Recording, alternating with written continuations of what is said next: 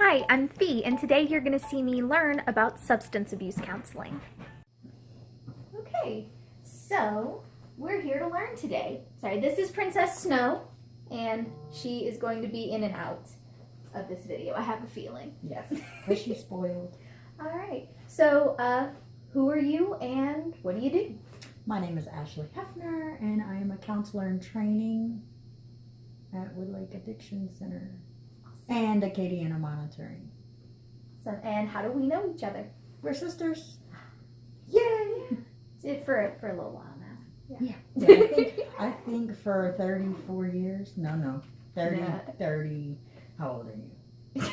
25 years. There we go. I like that. Can you tell us a little bit about what drew you to this line of work?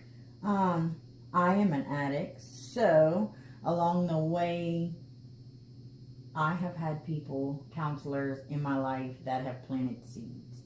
Every time I got help, it may not have been the thing that kept me clean, but there's something I learned from each person. So when the ultimate bottom came, I remembered those things, and that's what got me the help I needed to be where I am. So when I was asked what made me want to be a counselor, my answer is I want to plant a seed. I know that not everybody that comes through my office and not everybody that comes through IOP here or wherever that I come across them may not stay clean, but there's something they may learn from me that later on they look back on and they're like, okay, that's what I need. That's what I need to do. So that's why. So you can't go into this field of work thinking, I'm going to save people and I'm going to get them clean, and you can't take it personally when they don't stay clean. You just have to know that if I do the best I can to plant some things there for them, that later on it may be what saves their lives. Right, so walk us through a typical day at work for you. I see some people for evaluations. I don't counsel them. I evaluate them so that they can get further help.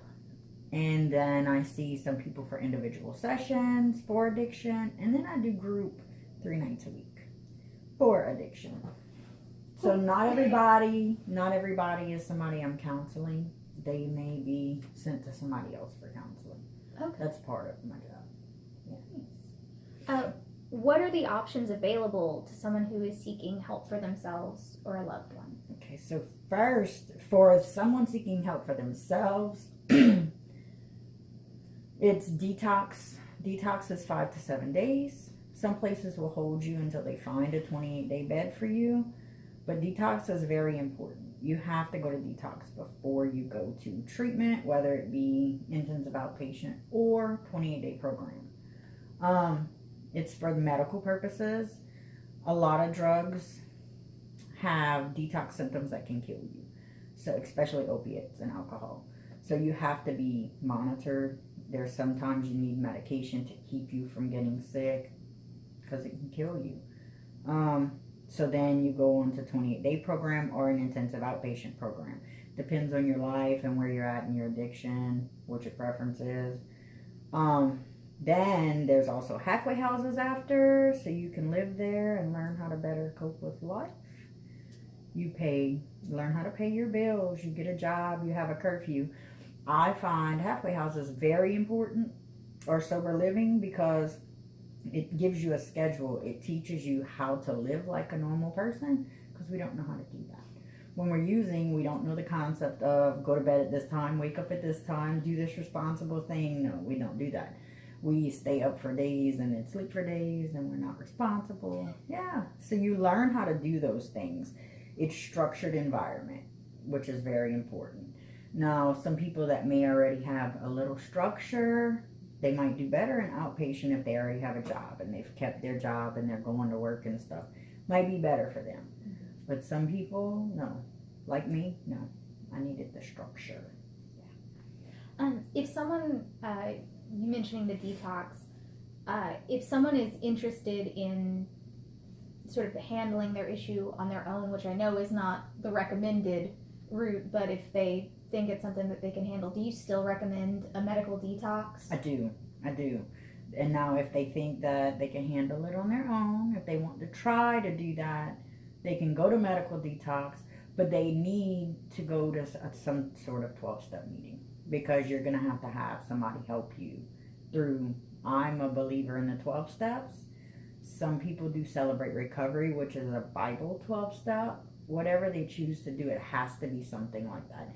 You can't just stop using and then think that it's just going to go away. It doesn't just go away.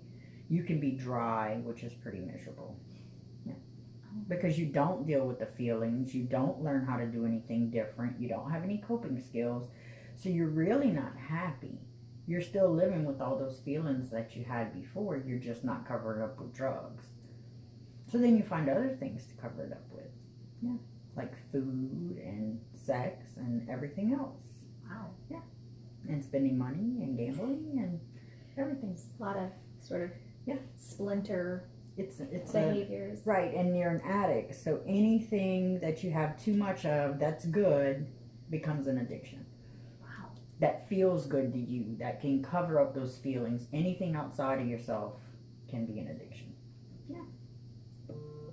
What are some risk factors that the people watching at home can be aware of in themselves and in others?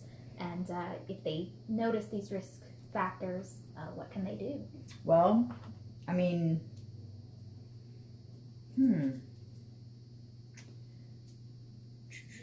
if you're doing any kind of drugs or drinking alcohol, it's not how much you use. It's not if you use every day. It's what happens when you do. So if you binge drink and all these bad things happen when you do drink, and you feel like suicidal or you have anger outbursts, and there's feelings under that, so you're trying to cover them up. And anytime you're trying to cover up a feeling with a drug or alcohol, it's alcoholism and addiction. You have a greater chance if someone in your family on either side or both sides is alcoholic and addict. There's a very, very high chance that you're going to be alcoholic and addict. So that's something you really have to watch. I highly suggest people that have alcoholism and addiction in their family not do it. Just don't do it. It's better. Noted. Just don't do it. Yeah, because I mean, it's that's what's going to happen. Right. What do you think is the hardest part of your job? Paperwork. That's it. That's it. That's it. I love everything else that I do, so it doesn't feel like a job. Yeah. Yay. In your experience, what is the most dangerous or life-ruining drug? Heroin and opiates. Cocaine doesn't have a medical detox. It's more of a social detox. Methamphetamine's about the same, I believe. I may be wrong on the medical part of meth. I'm not sure. I know more about cocaine. Heroin and opiates are the leading killer in the United States right now. That's over homicides and murders and everything else. Alcohol is under that because of alcohol-related vehicle deaths. So that's pretty dangerous too. Alcohol has a major medical detox, and so do opiates. Yeah.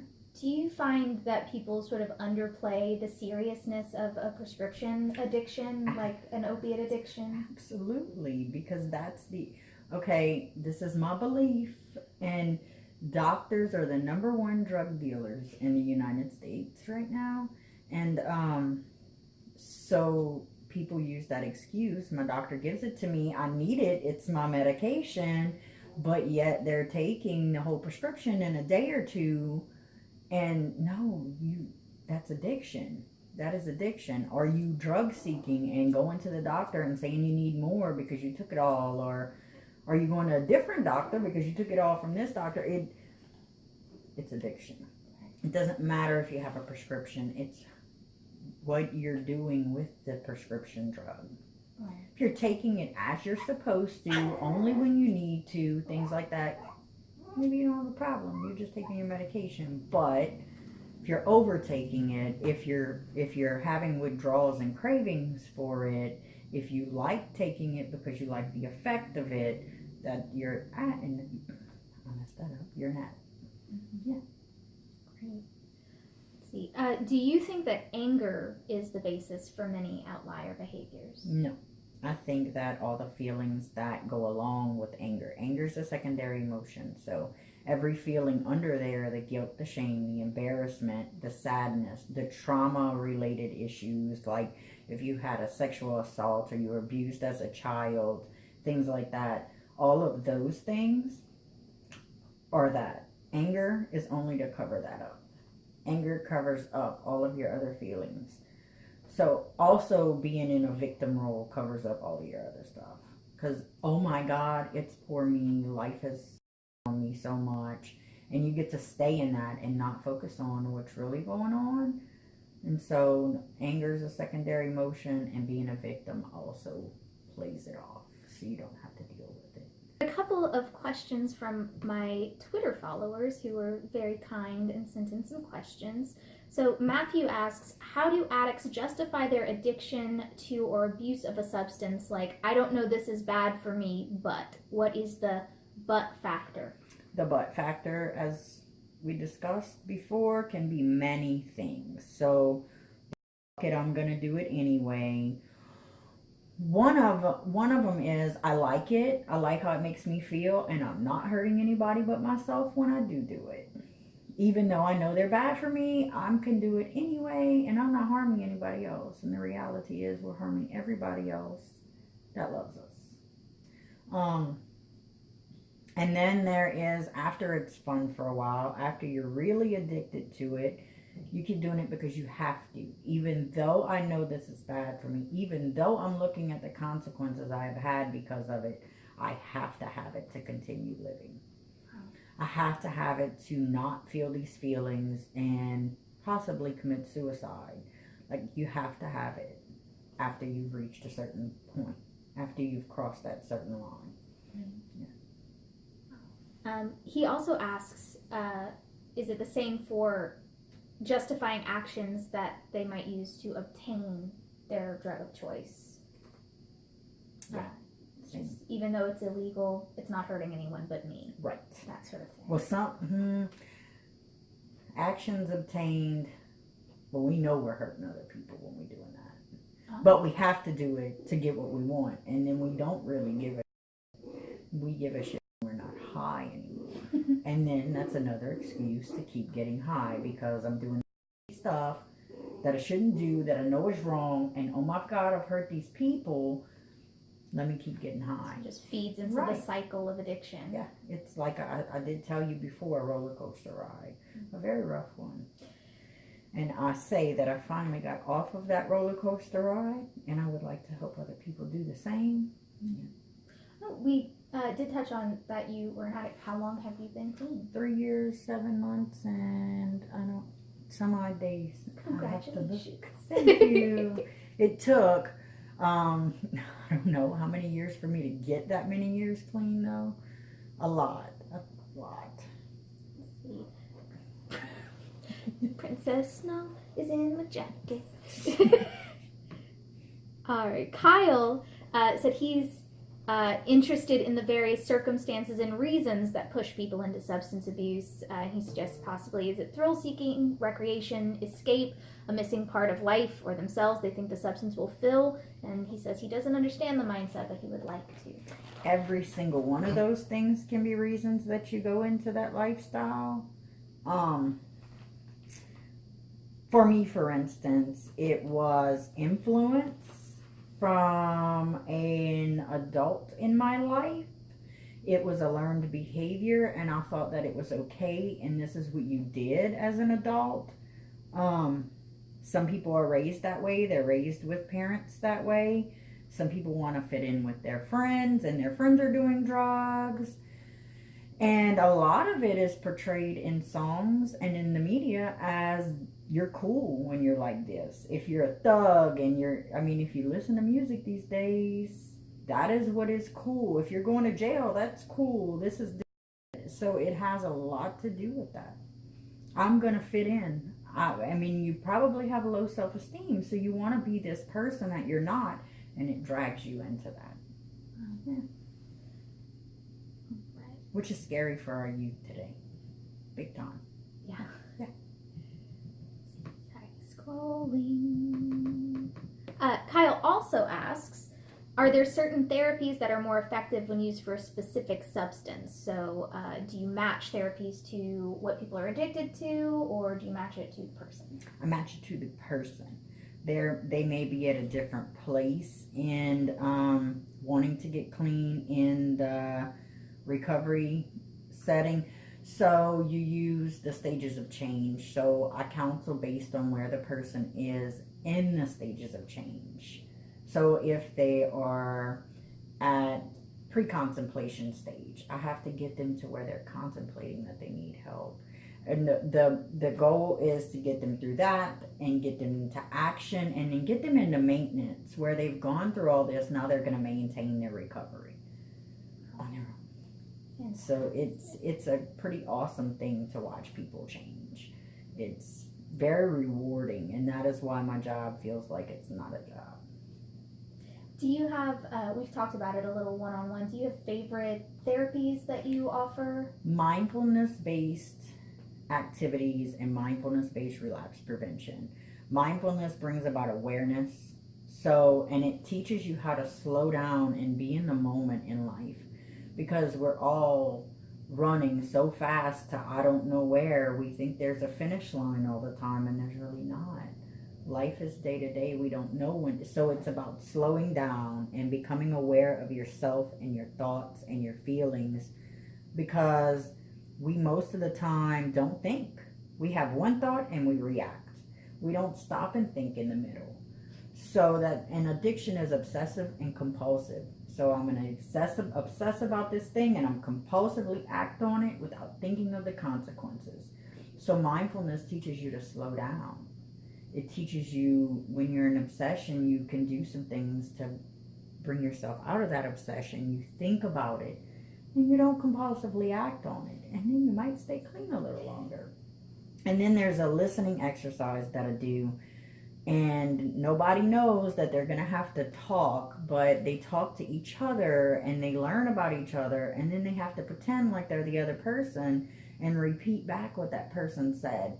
After they're done, that person will say, the person that they repeated, whether they felt like they were listened to or not. And it's pretty cool. But it's also a teach you how to slow down and not be so self-centered and selfish and pay attention to other people in your life.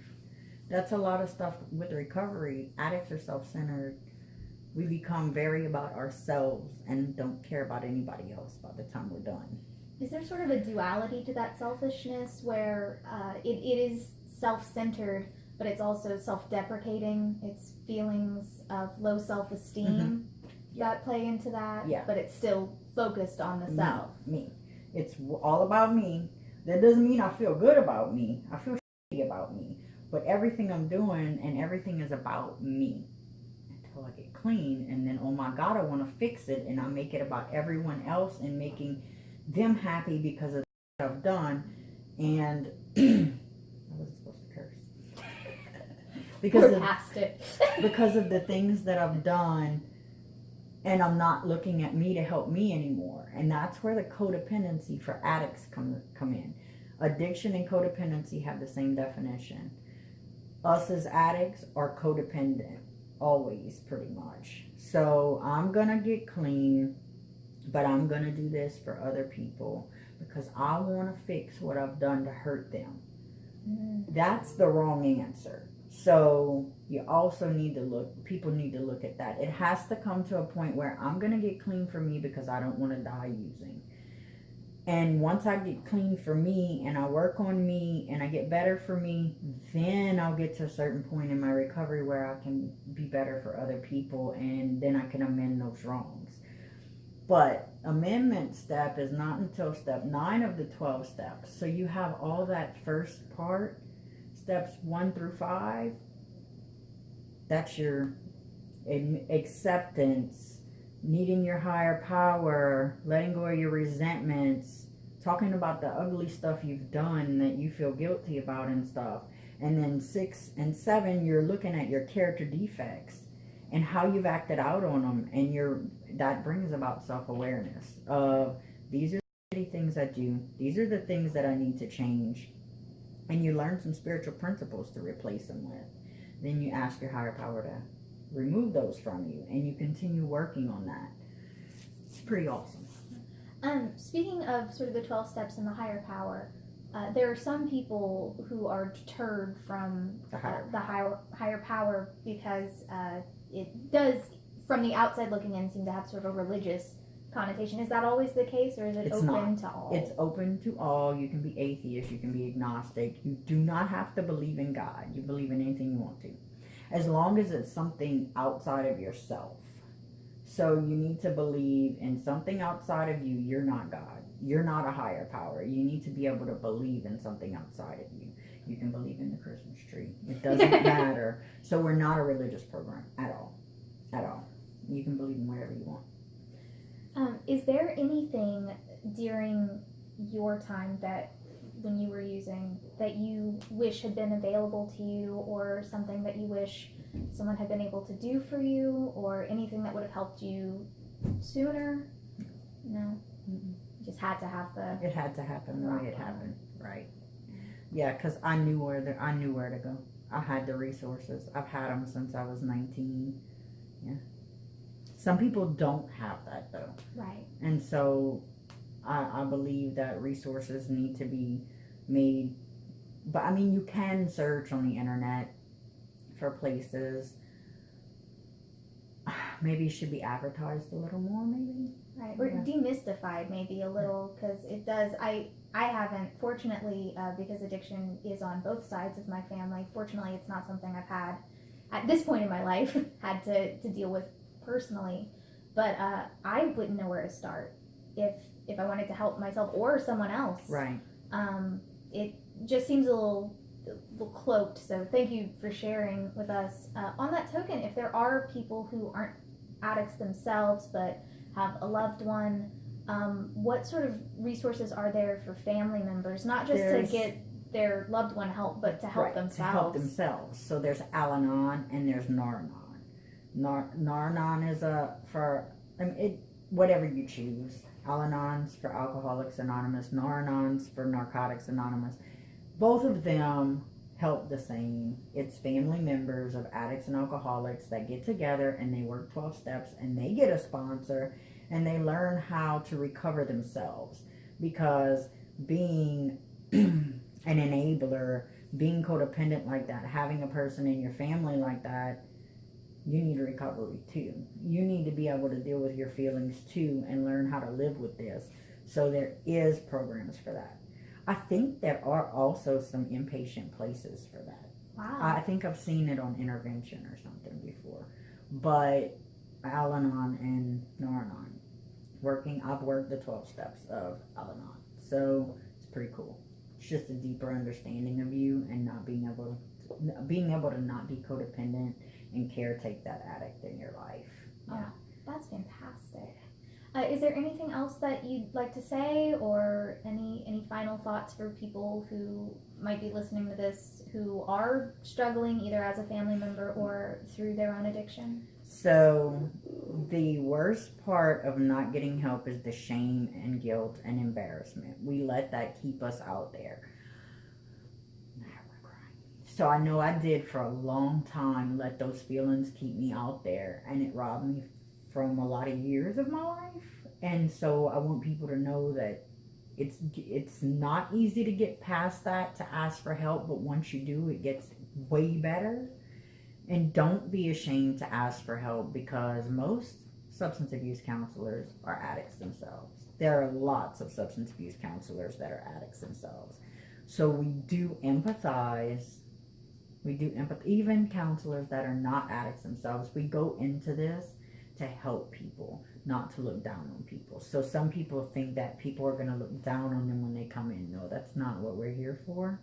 We are here to help and empathize. Yeah. Thank you so much for talking with us today. Yay. Really appreciate You're welcome. it. And thank you guys for hanging in there with us. Puppy love.